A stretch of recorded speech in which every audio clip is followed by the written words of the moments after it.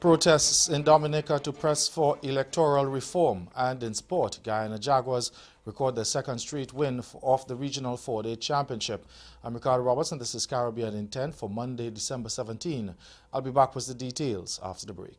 The Heat Latin Music Awards are made in Latin American territory with a large component of popular voting, which aims to become a milestone in the music industry by awarding the main stars of Latin music. HTV has announced the nominees for Heat Latin Music Awards 2019, and Colombia's J Balvin leads the list with 5 nominations. Ozuna and Sebastian Yatra have earned 4 nominations each, and Greasy, Maluma, Karol G, Anita, Bad Bunny, and Gabriel stand out with 3 nominations each.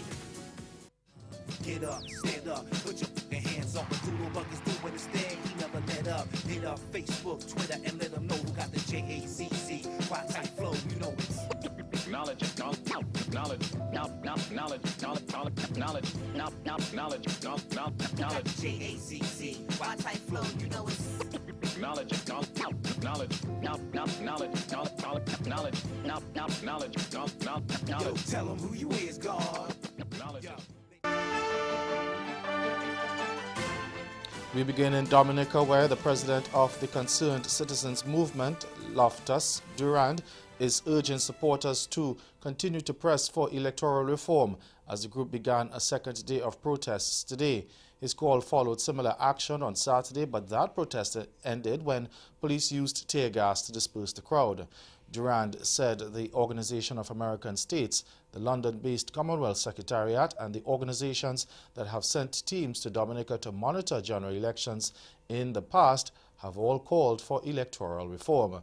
The main opposition United Workers' Party has also been calling for electoral reform, and its proposed candidate for the Roseau Valley, Ronald Charles, called on the protesters to be ready and prepared for the long haul. Haiti's Prime Minister Jean-Henri Siyant has called for a truce as street demonstrations by opposition parties continue ahead of the Christmas holidays. The opposition parties have been staging the protests, calling for President Jovenel Moïse to step down after accusing him of not investigating allegations of corruption in the previous government over Petrocaribe. Several people have died as a result of the protests, and Western countries, including the United States, have authorized the departure of non-emergency government personnel and their families from the CARICOM nation. In making his call for the truce, Prime Minister Siyant said, quote, "Our divergences, whatever their motivations and legitimacy may be, have basically very little weight against the harsh reality of our collective dismay," end quote. His statement follows a similar call made last week by 40 political parties closely associated with the government that adopted a joint declaration signed in Pétionville, a suburb in the capital, calling for a Christmas truce. Now, the party said they hoped their call would contribute to creating a climate of peace and provide an opportunity for an environment where the talks with the various stakeholders could take place. Trinidad and Tobago's Attorney General Faris Al-Rawari says he will use the legislative measures in the Parliament to treat with actions of opposition MP Devant Maharaj, or former MP, who released the personal numbers of members of the cabinet. We get more in this TTT News report. Speaking at a Christmas distribution in his San Fernando West constituency on Saturday, AG Al-Rawari said Mr. Maharaj's behavior is equivalent to doxing. You go out of your way to crash a system using certain truths. So if you dox the Prime Minister, who is the head of the National Security Council, if you inundate a Prime Minister with things that cause his system not to work, he can't answer the phone, he cannot make a phone call, he's getting 1,000 WhatsApp messages, text messages, you're crashing the system. This is actually something which is akin to cybercrime. He questions the real motive behind the act. If this is the way the UNC thinks it is productive to run a society, then you have to ask your questions. Why didn't you dox the UNC when you were in public? Why was Mrs. Prasad Bisessa's number not given to everybody so that the whole country could have called her? Because I'm sure the country would have called her on Emailgate, on PrisonGate, on Live Sport, on Section 34, on Ganja Gate. The Bahamas government has confirmed that a 61-year-old man has died from the H1N1 influenza, otherwise known as swine flu.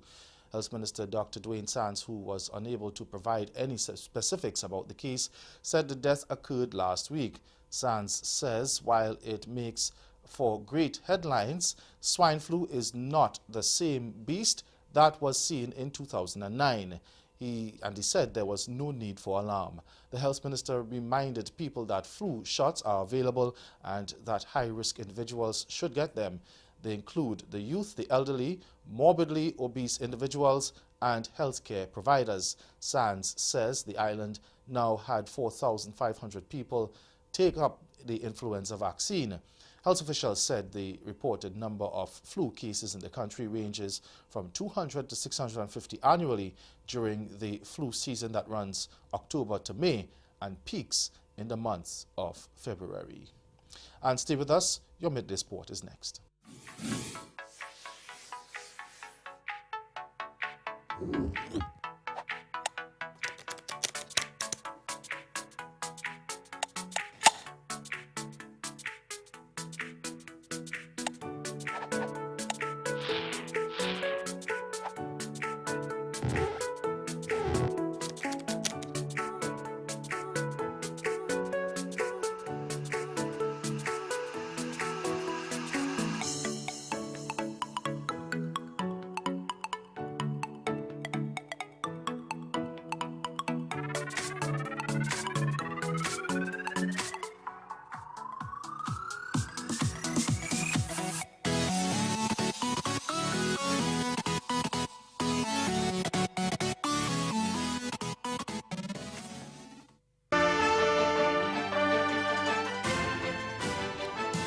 Welcome back. Four-time reigning regional four-day champions Guyana Jaguars made light work of Leeward Islands Hurricanes by 9 wickets to register their second straight win of the tournament and enter the Christmas break top of the point standings. Now, resuming yesterday's final day at the Vivian Richards Cricket Stadium in command of the contest, Jaguars needed only 2 overs to wrap up the host's second innings for a modest 138, claiming the last 2 wickets for 8 runs.